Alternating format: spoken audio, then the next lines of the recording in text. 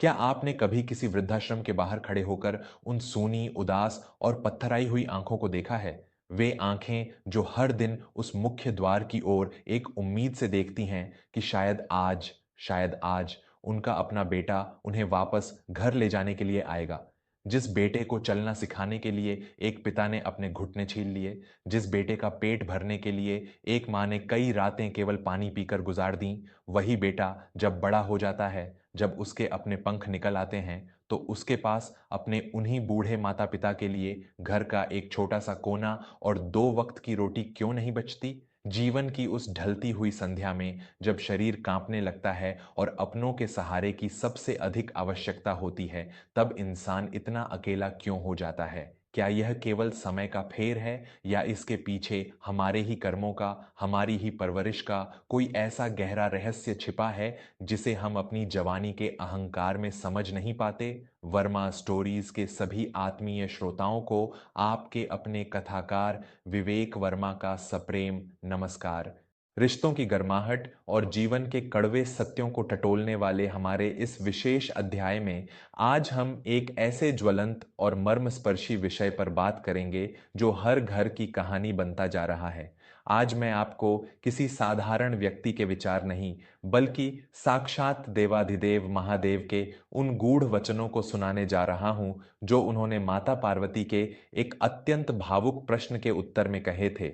आज हम जानेंगे कि बुढ़ापे में औलाद साथ क्यों छोड़ जाती है, और वह कौन सी भयंकर भूल है जो माता पिता अपने बच्चों के लालन पालन में कर बैठते हैं, जिसका दंड उन्हें बुढ़ापे के अकेलेपन के रूप में भुगतना पड़ता है। अपनी आंखें बंद कर लीजिए और मेरे साथ चलिए कैलाश पर्वत की उस अलौकिक और ज्ञान से भरी एकांत में। यह उस समय की बात है जब कैलाश पर्वत पर चारों ओर बर्फ की सफेद चादर बिछी हुई थी और वातावरण में एक परम शांति व्याप्त थी।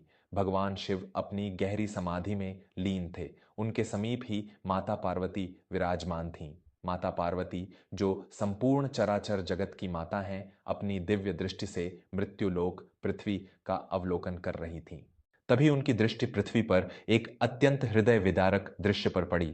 उन्होंने देखा कि एक बहुत ही वृद्ध और बीमार दंपति, जिनके शरीर की हड्डियां ढांचे का रूप ले चुकी हैं, उन्हें उनके ही युवा और हट्टे कट्टे बेटे ने घर से धक्के मारकर बाहर निकाल दिया है। वह बूढ़ा पिता हाथ जोड़कर अपने बेटे से रोते हुए विनती कर रहा था, और बेटा उन्हें गालियां देते हुए घर का दरवाजा बंद कर रहा था। यह दृश्य देखकर माता पार्वती का हृदय चीत्कार कर उठा। उनकी आंखों में आंसू आ गए। एक माता के लिए इससे बड़ा दुख क्या हो सकता है कि उसकी अपनी ही नाभि से जन्मा अंश बुढ़ापे में उसका सबसे बड़ा शत्रु बन जाए।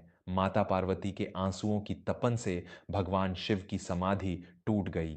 महादेव ने अत्यंत करुणा और वात्सल्य से पार्वती जी की ओर देखा और पूछा, हे उमा, तुम्हारे इन आंसुओं का क्या कारण है? इस चराचर जगत में ऐसा क्या घटित हो गया जिसने साक्षात जगत जननी के हृदय को इतनी पीड़ा पहुंचा दी?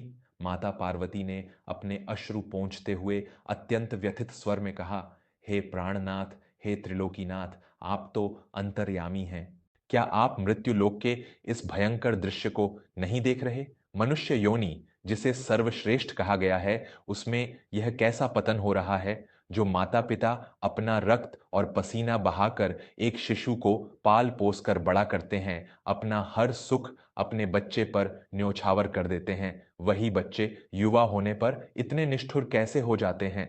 बुढ़ापे में जब माता पिता को सहारे की सबसे ज्यादा आवश्यकता होती है, तब वे औलादें उनका साथ क्यों छोड़ देती हैं? क्या ईश्वर ने मातृत्व और पितृत्व के भाग्य में केवल रुदन और तिरस्कार ही लिखा है? कृपा करके मेरे इस संशय को दूर करें स्वामी। भगवान शिव ने एक गहरी और अत्यंत रहस्यमयी श्वास ली। उनके चेहरे पर ब्रह्मांड का वह कठोर सत्य उभर आया जिसे मनुष्य स्वीकारने से हमेशा डरता है। महादेव ने अत्यंत गंभीर, मधुर और ज्ञान से ओतप्रोत स्वर में कहा, हे देवी पार्वती, संसार का यह नियम है कि जो बीज बोया जाता है, वृक्ष उसी का उत्पन्न होता है। तुम मृत्युलोक में जिस दृश्य को देखकर व्यथित हो रही हो, वह केवल उस घटना का अंतिम परिणाम है, परंतु इसके पीछे के जो कारण हैं, वे स्वयं माता पिता द्वारा ही अनजाने में बोए जाते हैं। बुढ़ापे में औलाद के साथ छोड़ जाने के पीछे कोई एक कारण नहीं है, बल्कि यह उन भयंकर भूलों का परिणाम है जो मनुष्य अपने युवावस्था के अहंकार और अपनी संतान के प्रति अंधे मोह में कर बैठता है। माता पार्वती अत्यंत ध्यान से सुन रही थीं। उन्होंने पूछा, वे कौन सी भूलें हैं प्रभु? माता पिता तो अपनी संतान का केवल भला ही चाहते हैं। शिव ने अत्यंत स्पष्टता से कहा, हे उमा, माता पिता की सबसे पहली और सबसे बड़ी भूल होती है प्रेम और अंध मोह के बीच का अंतर भूल जाना। प्रेम वह है जो संतान को सही और गलत का भेद सिखाए, उसे जीवन के संघर्षों के लिए तैयार करे। परंतु आज का मनुष्य अपनी संतान से प्रेम नहीं बल्कि अंधा मोह करता है।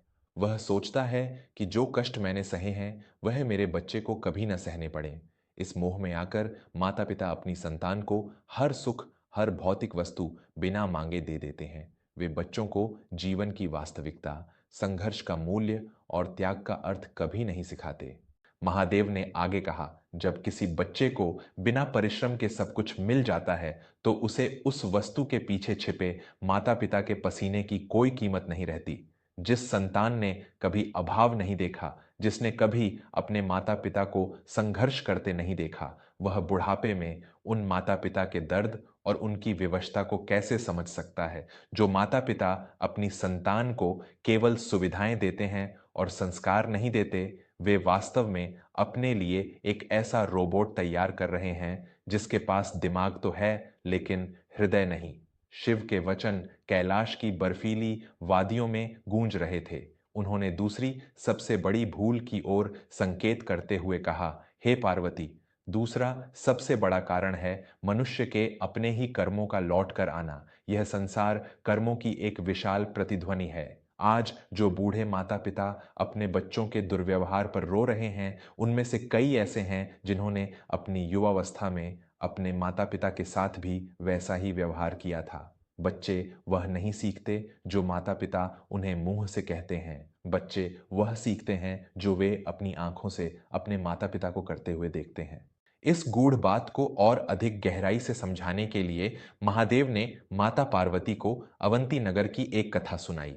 हे देवी, सुनो, मृत्युलोक के अवंती नगर में गजेंद्र नाम का एक अत्यंत धनी व्यापारी रहता था। उसकी पत्नी का नाम नंदिनी था और उनका एक इकलौता पुत्र था, प्रताप। गजेंद्र के पास धन संपदा की कोई कमी नहीं थी। गजेंद्र का एक नियम था कि प्रताप के मुंह से कोई भी इच्छा निकलने से पहले वह उसे पूरी कर देता था। प्रताप ने जो मांगा उसे सोने के थाल में परोस कर दिया गया। उसी घर में गजेंद्र के वृद्ध पिता रघुनाथ भी रहते थे। रघुनाथ जी बहुत कमजोर हो चुके थे और उन्हें रात में दमे के कारण बहुत खांसी आती थी। एक दिन प्रताप की परीक्षा थी। रघुनाथ जी की खांसी के कारण प्रताप की नींद टूट गई। गजेंद्र ने तुरंत अपने पिता के पास जाकर अत्यंत कठोर स्वर में कहा, पिताजी, आपको समझ नहीं आता, आपके खांसने के कारण मेरे बेटे प्रताप की नींद खराब हो रही है। कल से आप घर के पीछे वाले पुराने कमरे में सोएंगे ताकि प्रताप को कोई असुविधा न हो। महादेव ने पार्वती जी की ओर देखते हुए कहा, हे उमा। गजेंद्र ने तो यह सोचकर अपने पिता को दूर कर दिया कि वह अपने बेटे प्रताप का भविष्य संवार रहा है, परंतु उस छोटे से बालक प्रताप ने उस दिन यह पाठ सीख लिया कि जब कोई इंसान बूढ़ा या बीमार हो जाए और वह आपके आराम में बाधा बनने लगे तो उसे घर के पीछे वाले अंधेरे कमरे में डाल देना चाहिए। गजेंद्र ने अनजाने में ही अपने बुढ़ापे का बीज बो दिया था। कथा को आगे बढ़ाते हुए शिव ने बताया, समय का चक्र घूमा, प्रताप बड़ा हुआ। उसका विवाह देविका नाम की एक अत्यंत महत्वाकांक्षी और धन की लोभी स्त्री से हुआ। गजेंद्र ने अपना सारा व्यापार और अपनी तिजोरी की चाबियां प्रताप और देविका को सौंप दी। अब गजेंद्र और नंदिनी बूढ़े हो चले थे। गजेंद्र के हाथ अब कांपने लगे थे। एक दिन भोजन करते समय गजेंद्र के कांपते हुए हाथों से एक अत्यंत कीमती कांच का बर्तन गिरकर टूट गया। प्रताप, जो अब उस घर का मालिक था, क्रोध से आग बबूला हो उठा। उसने ठीक उसी लहजे में गजेंद्र से कहा, पिताजी, आपको दिखाई नहीं देता? आपके इन कांपते हाथों के कारण आज इतना मूल्यवान बर्तन टूट गया। आपके कारण घर में मेहमानों को बुलाने में भी शर्म आती है। देविका ठीक ही कहती है, आप लोगों को अब किसी आश्रम में चले जाना चाहिए। गजेंद्र की आंखों में आंसू आ गए। उसने रोते हुए कहा, बेटा, मैंने अपना खून पसीना एक करके तुझे पाला, तेरी हर इच्छा पूरी की, और आज तू मुझे ही घर से निकाल रहा है। तब प्रताप ने अत्यंत निष्ठुरता से उत्तर दिया, आपने मुझ पर कोई एहसान नहीं किया। हर पिता अपने बेटे के लिए यही करता है। और वैसे भी आपने भी तो दादाजी को उनकी खांसी के कारण पीछे वाले कमरे में डाल दिया था। मैं तो फिर भी आपको आश्रम भेज रहा हूं। इस कथा को पूर्ण करते हुए भगवान शिव ने माता पार्वती से कहा, हे चराचर जगत की स्वामिनी, क्या तुम अब समझी? बुढ़ापे में औलाद जब साथ छोड़ती है तो वह अचानक नहीं होता। यह उन बीजों का फल है जो दशकों पहले बोए गए थे। मनुष्य अपने बच्चों को इंजीनियर बनाता है, डॉक्टर बनाता है, व्यापारी बनाता है, और उन्हें सिखाता है कि जीवन में धन और सफलता ही सब कुछ है। जब आप अपने बच्चे के दिमाग में यह भर देंगे कि पैसा ही भगवान है, तो बुढ़ापे में जब आप धन कमाने लायक नहीं रहेंगे, तो वह बच्चा आपको महत्व क्यों देगा? महादेव ने अत्यंत करुणा भरे स्वर में अपना अंतिम संदेश देते हुए कहा, हे देवी, जो माता पिता अपनी संतान को धन दौलत के साथ साथ धर्म, करुणा, दया और अपनों का सम्मान करना नहीं सिखाते, उनका बुढ़ापा हमेशा आंसुओं में ही बीतता है। संस्कार वह तिजोरी है जो बुढ़ापे में सबसे ज्यादा काम आती है। यदि संतान संस्कारी है तो वह सूखी रोटी खाकर भी अपने माता पिता को पलकों पर बिठाकर रखेगी, और यदि संतान संस्कारहीन है तो महलों में रहने के बाद भी वह अपने माता पिता को एक कमरे के लिए तरसा देगी। श्रोताओं, भगवान शिव और माता पार्वती का यह अलौकिक संवाद हमारे समाज के मुंह पर एक बहुत बड़ा तमाचा है और एक बहुत गहरी सीख भी है। आज हम अपने बच्चों को महंगे से महंगे स्कूलों में भेज रहे हैं, उन्हें ब्रांडेड कपड़े पहना रहे हैं, उनके हाथों में महंगे मोबाइल फोन थमा रहे हैं। हम सोच रहे हैं कि हम उन्हें दुनिया का सबसे अच्छा भविष्य दे रहे हैं। लेकिन क्या हम उन्हें कभी अपने साथ बिठाकर रामायण या महाभारत की कहानियां सुनाते हैं? क्या हम उन्हें यह सिखाते हैं कि जब कोई बड़ा घर में आए तो उसके चरण स्पर्श करने चाहिए? हम बच्चों के लिए बैंक बैलेंस तो बहुत इकट्ठा कर रहे हैं, लेकिन संस्कारों का बैलेंस बिल्कुल शून्य है। और याद रखिएगा, बिना संस्कारों का बच्चा उस भस्मासुर की तरह होता है जो वरदान पाने के बाद सबसे पहले अपने ही जन्मदाता को भस्म करने के लिए दौड़ता है। अपने बच्चों को संघर्ष करने दीजिए। उन्हें हर चीज थाली में परोस कर मत दीजिए, उन्हें अभाव का महत्व समझाइए। और सबसे बड़ी बात, आज आप अपने माता पिता के साथ जैसा व्यवहार करेंगे, कल आपके बच्चे आपके साथ बिल्कुल वैसा ही व्यवहार करेंगे। यह प्रकृति का नियम है जो कभी नहीं बदलता। आप जो बोएंगे वही आप काटेंगे। कैसी लगी आपको भगवान शिव के ज्ञान से जुड़ी यह अत्यंत यथार्थ और आंखें खोल देने वाली कथा? मैं आपका दोस्त विवेक वर्मा हमेशा यही प्रयास करता हूं कि वर्मा स्टोरीज के माध्यम से आपके पूरे परिवार के लिए केवल मनोरंजन नहीं, बल्कि जीवन की वह सच्चाई लेकर आऊं जो आपके घर को एक सच्चा मंदिर बना सके।